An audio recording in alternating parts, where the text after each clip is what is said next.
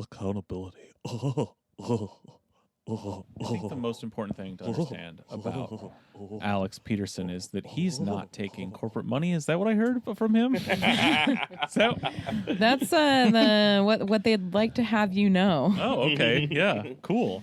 That sounds cool. He sounds like a good guy then. So it's pretty much like a wash either way, Yeah, right? the Like, spin doctors are hard at work.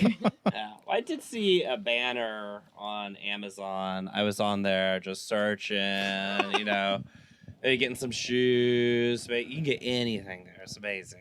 And I saw a little banner ad that said, Alex Pedersen does not take corporate money. District 4 Seattle. Paid for by Amazon. Yeah. It was a word bubble coming out of Jeff Bezos' mouth. Oh, that rules. No, okay. So obviously, I think probably lots of people who listen to this podcast, many among the many who listen to this podcast, know a lot about Sean Scott. We're gonna have him back on, again, to talk about all this cool stuff. Maybe you don't all know about Alex Pedersen. Who Your is Lord and Savior? Alex Pedersen. Dun, dun. And this really is a moment, if you're listening to this show, Okay. where you should All go. right. You should go look at his face. Honestly, because that's the only thing I know about Alex Pedersen is he is the dictionary definition of just a blob white guy. Like just Yeah. a boring, like Just pale a suit. like- A suit. If Yeah. you've seen Rob Johnson, it's harder. It was really difficult to get like more bland and white looking. Rob Johnson. No, you can't tell them apart. It was difficult, and then they're like, "Whoa, we found one." It's Alex Pedersen. Well, I feel like he basically came, in that like 1970s Invasion of the Body Snatchers. Like I think a plant just like puked him up, and he kind of like wiggled around on the floor for a while. Yeah, it just came out like that. In the you know? from the basement of the DNC. Yeah. yes, lanyard and all, lanyard and all. Yes, he came out of the pod with a lanyard on. Exactly Yes, right. absolutely. Born with this lanyard, No, that raised is with okay. it. But this is key to understanding who guy is, who he says he is, even his pitch is. His resume is basically fire sector, corporate work, and Dem lanyard. Yeah. And he likes to, so he'll call out, the first thing he'll drop, like, there's so much sleight of hand when he talks about his background. Like, he'll drop that he worked for HUD, for the feds in the Clinton administration, and it's like, on housing. And if you're in Seattle, like, oh, housing's a problem, he worked on housing. Oh, okay, great. Like, so we talked about actually on the last Patreon, Henry Cisneros, the HUD secretary at the time, Sanitary hero Henry Cisneros. yeah, his boss. And basically, what you got to understand about HUD in the 90s is this is when, after 12 years of Republican administrations working on gutting HUD so that it could just die and go away forever, the Clinton administration came along and was like, cool, can we finish the job, please?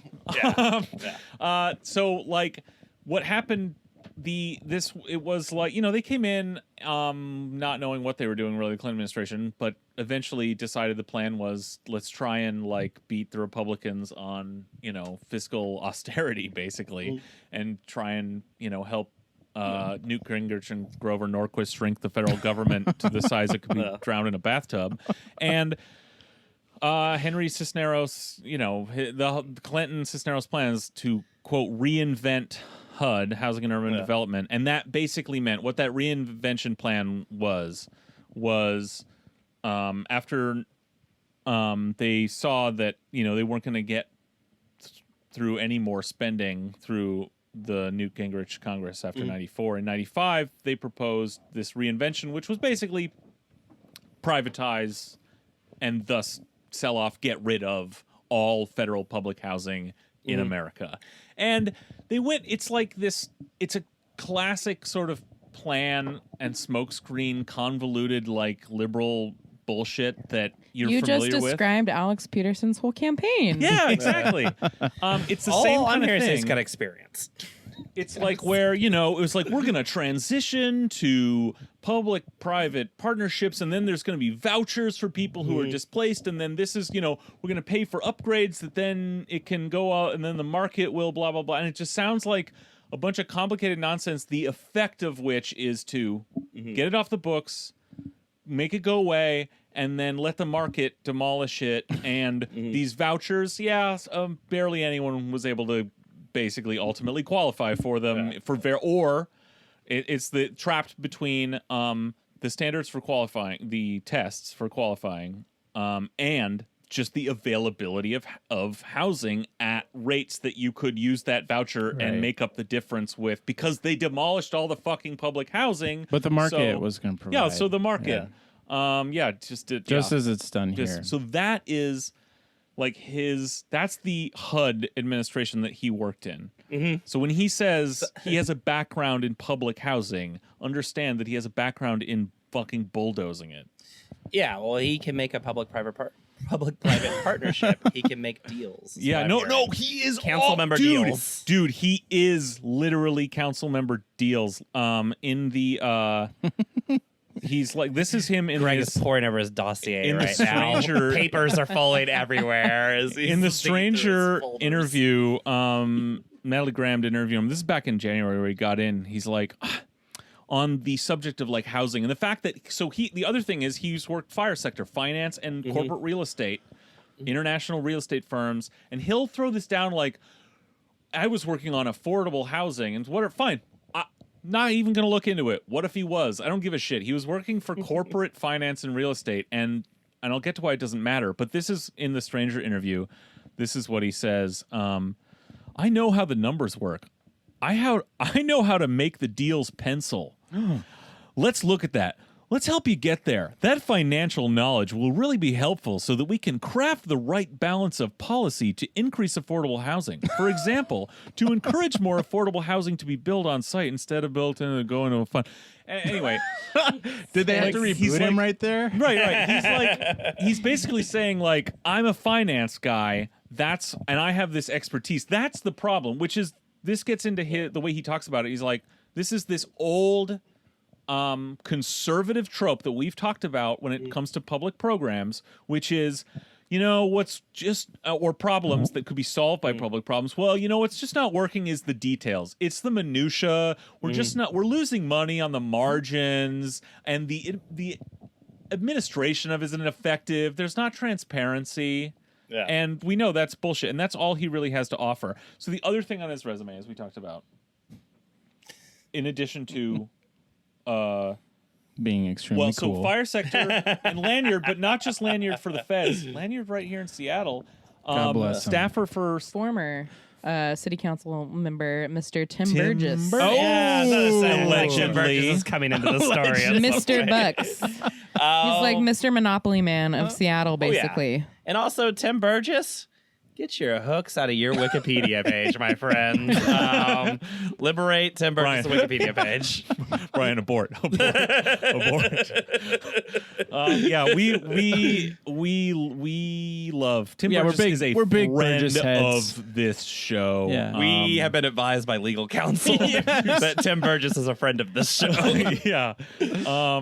He rules. Do you have any what are some Tim Burgess gems? Like, well, he's in this campaign he's got a pack, right? Which one is his? Case, I believe. Or is it Cape?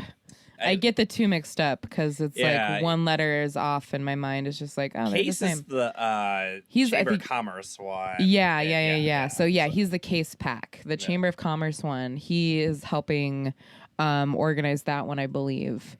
And I think he's helping with another one too, where it's basically he's just helping funnel money into from corporations into corporate friendly candidates. Yeah. So he was forced out of the city council for being too cool. For being way too cool. He is now undead. He is basically he is a Nosferatu. A fucking Nosferatu who will not die and go away and continues to be effective in Seattle well, politics. He's created this like interesting thing in Seattle politics. So if you're in Washington, right, and you go and you vote for all these terrible things, and everybody in your district fucking hates you, and you end up losing the next election, it's all cool because some fucking lobbyist firm will hire you, or some, Boeing will hire you for getting them like another $2 billion to like build planes that can't fly. And fucking Tim Burgess though shows that you can do that at the local level too. Like, Seriously. if you become so hated as a council member that you get like thrown on your ass, that some business, now there's enough money in local politics that they'll come in and swoop in and pay you more than you ever got as a council member. Another, some fun facts about Tim Burgess. He has something in common with Elizabeth Warren, is that he also used to be a Republican. What? Go figure. And a he- Seattle centrist Democrat was a Republican until they decided to run for office at some point. And he also used to Holy be a shit. Seattle police officer. Oh, Yeah. So he's really hitting all the This explains boxes how he there. got away with never mind. well, this explains that sanguine op-ed. I mean, Yeah, just seriously. for, Oh, yeah. nothing to do with Tim Burgess or what he does in his free time. But I heard Ted Bundy actually used to roll with the Seattle PD for a little bit. So, I've never seen them in the same room together. okay. Just saying. Okay. For real though. Okay, just a couple of more things on his sort of like greatest hits here. This is Alex Pedersen. And, so I'm more of a best of guy. Can you give me the best of Tim Burgess? I say let the people decide in the moment, and that's the record for all time. Okay, greatest hits forever. So his third, and this is just fucking adorable. The third thing on his sort of I'm running for public office resume: fire sector, lanyard, and community leader. Hell yeah. He's had a community blog for the last 3 years, which is to say he's been running for this office for the last 3 years. Yeah. He literally says in, I think it's the Stranger interview as well, I thought about running the last time, and then I thought I wasn't ready, so I started this blog instead. And it's actually called, just to, it's not like, it's like, oh, is it Ravenna blog or like Northeast Seattle blog? No, it's called For to Explore. He's literally like designating, this is a blog for this city council district. Like, that's all. He's just, this is me running for next time. Cool. Alex Pedersen. So some background on this. When he was an aide to Tim Burgess, he really wanted to run like 4 years ago or whenever the election was, but it wasn't his time yet. According to Tim, it was Rob Johnson, the first like boring Play-Doh white guy. And so that's Tim when, is just cranking them out. Yeah, he has that Play-Doh machine going. he's like, oh, you got to carry around some of those bags that have just 140 pounds of mysterious weight in them. Right? Take them to the hole before you can run for council. Yeah, also, the kid who just plays with white Play-Doh. Ooh. Weird. Real weird. That's a weird thought I had. And his name is Alex Pedersen. But no, and so he seriously has had this going, and he's really placed himself in this position of building community trust, things like that. And the way that I look at him is just honestly a wolf in sheep's clothing, a really weird, kind of creepy looking wolf. But dude, like, put on a wolf mask, please. You're creeping people out, Alex. Put the head of a dog in place of your own, please. Jesus Christ. Immediately. For the love of God. Okay, so what's great about this is he now he has 3 years of a record of his thoughts Of on being a every poster? possible fucking issue. Hell yeah. A record which he has deleted from his own blog. Cool. Yep. Hell yeah. But which, of course, is still Lives available. on the internet. And, of course, one of the principal engines of this podcast, the work of Erica C. Barnett, without whose toil this would be very boring. We have nothing to say. No, she's done the work so we don't have to, and because we would not, absolutely, under any circumstances. She must have read it all, or maybe she did a lot of really good keyword searches. That's actually what I do to every Twitter account when I find it, where I just type in the account and just put Kaepernick after it. Just how I tell. Yes. Okay, but some choice takes that she pulled out. He he's basically anti-transit. He was against ST3, against Move Seattle, citing too much money for bike lanes. But as you go on to get to know Alex Pedersen, you'll understand that he's against bike lanes for the wrong reasons. He's against the downtown streetcar, saying it's a superfluous waste of money. He's anti-density across the board. Not against Holla for the wrong reasons. Just for literally like financial penalties for density development of any kind. Like absolutely across the board against density. I'm not hearing any downsides. Now that's he has modulated his position on this now for the purpose of this run, right? Which he should have thought of. You know, he should have read the tea leaves before, but he couldn't help being honest. You know, when you have to blog every day, you're just gonna have to plumb the depths of your own conservative fucking brain. And if you're like a centrist Dem, then you can't really lie. So, but this is where it really gets good. I'm going to jump back before I quote him from his own blog. I want to jump back to the Natalie Graham's interview in The Stranger from back when he got in January. Homelessness is something that everyone's concerned about, and it's really the number one issue. Rebuilding the trust is important so we can potentially get more resources for homelessness. City council should be providing the mayor with the tools and oversight she needs to help or to reduce homelessness and get people housed. I'm glad she's working with King County. Okay, provided with the tools. You think if you were those running are cops, for right? fucking... We've learned those are cops. Right. Well, what are they? You'd think if you were running for fucking office and you're being interviewed by one of the main papers, you'd have the tool to mention that you wanted to give to the fucking mayor. That's the secret sauce, man. You don't give that away. Well, he doesn't, does he? The problem is that this is an issue that's new to the city and nobody's talked about it yet. He says it's not a state of emergency or anything. Yeah. Definitely not. Not something you might actually have an opinion on. But one of the challenges for the mayor is that all 9 city council members have their own ideas. It would be better if we were growing in the same direction, providing oversight and that support on homelessness and sticking to those programs that have proven to work, which is obviously none of them. Yeah, what? What that program where we overhaul the entire economy? Go fuck yourself. So he says he just dodges there. He just says a bunch of bullshit about like getting on the same page and like tools, and he could have like said a program of this is what we should be doing. But then Erica Barnett helpfully has gone back to his blog, and this is a choice quote she pulled out of there. Get him. She says he wanted the city to, quote, make it clear we will prioritize housing and taxpayer-funded services for Seattle and King County residents because Seattle is branded across the country as, quote, a mecca for services and seems to be attracting homeless from around the nation. Cool. He's the candidate of next door. Yeah, basically. Exactly. So that says it right there. He is on that right-wing anti-homeless trip on his own fucking blog. I was at Golden Gardens earlier today, and we were kind of like right by where the train tracks are.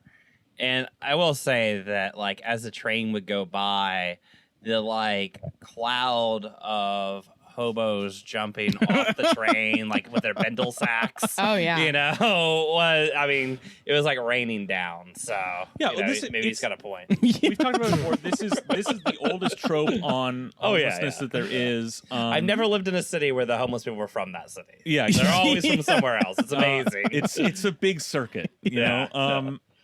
But like, it's obviously insane. It makes no sense on its face. It's very obvious that people are gonna most people are gonna be homeless where they're at. But it's also this conservative trope. But it's also widely disproven. Like, it is patently false. Oh, yeah. Nearly everyone who is homeless is literally mostly at any given time homeless in their fucking neighborhood. Yeah, because that's where the fuck they live. And isn't it ironic that the people who claim to be the most concerned about homelessness and pissed off about homelessness often either end up voting for candidates that are kind of like, you know, made out of Play-Doh. Made out of Play-Doh. And, you know, in support of these austerity politics that end up causing this cycle that exacerbates fucking homelessness. They are the problem. They're the ones that are causing these. One thing I do want our to society's falling apart, and it's because of shitheads like this. Yeah.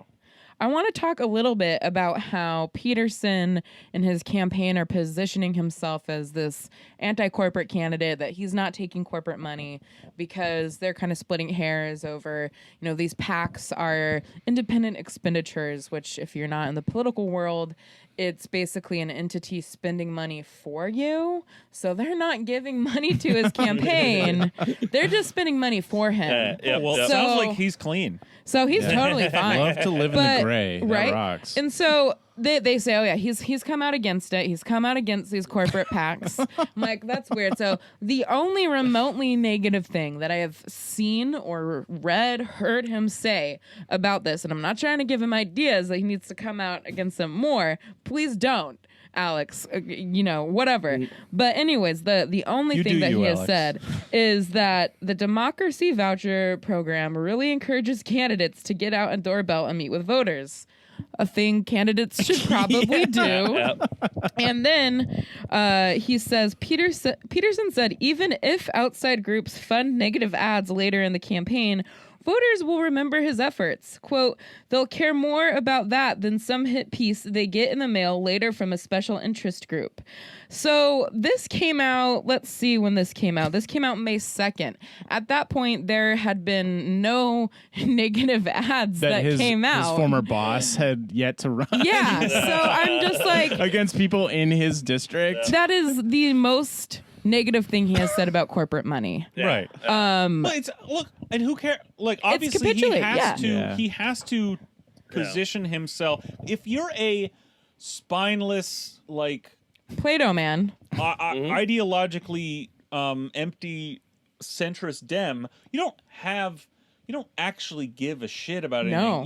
You have to, what you do, what you've been trained to do, what you recruited in the Democratic Party because you could wrap your head around, which not everybody can, is that your only politics are based on are relative, okay? Yeah, right. They are based on triangulation. So he is in the race with a fucking communist, okay? Like, he's like a fucking red is running against him. So he is going to have Maoist, Sean Scott. He is going to have to cover his flanks there, okay? Oh, sure. So, but it's ludicrous, like you say. Like, they're spending money for him. The question is not whether he asked them to or even is coordinating. It's that they want to. Exactly, and that's what it comes down to. The chamber wants this guy. Another funny thing. So, Seattle DSA, Democratic Socialists of America, endorsed Sean Scott. The other DSA, the Downtown Seattle Association, which we often get mistaken for. Maddie, are you in charge of that organization as well? I am, and we gave Alex we gave Alex Pedersen an 85% rating. So hell yeah, and not even in the district. DSA playing both sides. I know, but the tale of two DSAs. But any candidate for any party other than not even Trump did it too, but they're always going to deny the corporate money because everybody understands that's like a definite finger on the scale and that it's bullshit. But the question is, are they actually using it, right? And Alex, yes, exactly. Oh yes, yeah. Well, they'll always say, "Well, I'm against corporate money." It's like, that's not really the issue. The issue is you are known to be the better candidate for business interests. Great. And honestly, in this race, that's not saying much. No. Which is cool. No. Yeah. It's cool that is the case, but still. Basically, all he talks about is trust, accountability, and transparency, which, as we discuss a lot on this podcast, are meaningless things used to obfuscate austerity, right? It's, sure, it's just management speak. It is. I mean, it's that's just like bullshit management speak. These are the problems pillars are in the of our details. We just corporation. need to figure out the things and Vapid. get in the same room. Nothing. And there's another element to it. As we'll see here, he says, it's also in The Stranger, the biggest issue is rebuilding the trust between City Hall and the residents of Northeast Seattle. And rebuilding that trust With means Laurel Hurst. providing more accountability. I don't know what that means, but that's what he's saying. I mean, He wants to rebuild the trust of Laurel Horse by making the homeless more accountable to the police. yeah, right. It could mean it could be Yeah. anything, right? Yeah. That's important. It's a dog whistle. You hear what you want to hear. Exactly.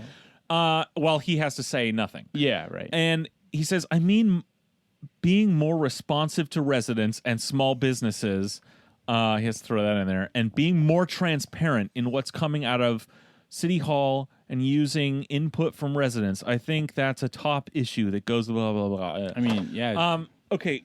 The thing is, he's talking about transparency, and yet from what he talks about, you have no fucking idea what he actually believes. Yeah. There's nothing fucking transparent about that. The way he talks about this, he says the biggest issue is rebuilding trust between City Hall and the residents of North Seattle. What he's talking about is a PR problem. Right. What he's saying that the problem our city has in addressing its issues is a PR problem where people are pissed off at the mayor and the city council because they're not doing things. And what we need to do is address that PR problem so that people feel they trust their civic leaders more and will shut the fuck up while they continue to managerially run us into it's the basically the fucking America end is times. already great. Yeah, exactly. Oh, yeah. And you just Well, need that to one in 2016. and so we need to go through some motions that convince people to trust us.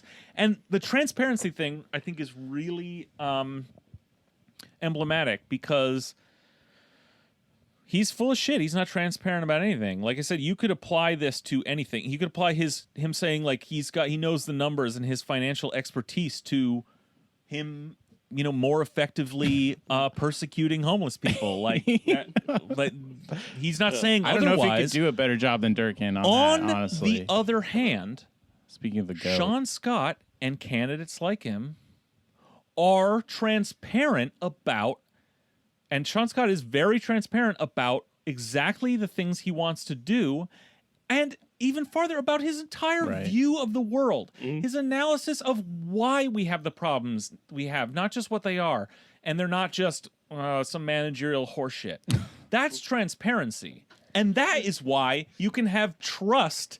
We could have a system where people trust candidates and elected officials because they actually had worldviews that they were willing to talk about because they were they didn't sound like horseshit or patently evil, and actually appealed to people because they are right and true and good. So that, to me, is at least an angle to talk about when you hear Pedersen talk this transparency shit. Is like you have no way of knowing except by his resume what the fuck he believes in. Whereas Sean Scott, on the other hand, is very easy to know exactly what the fuck he believes.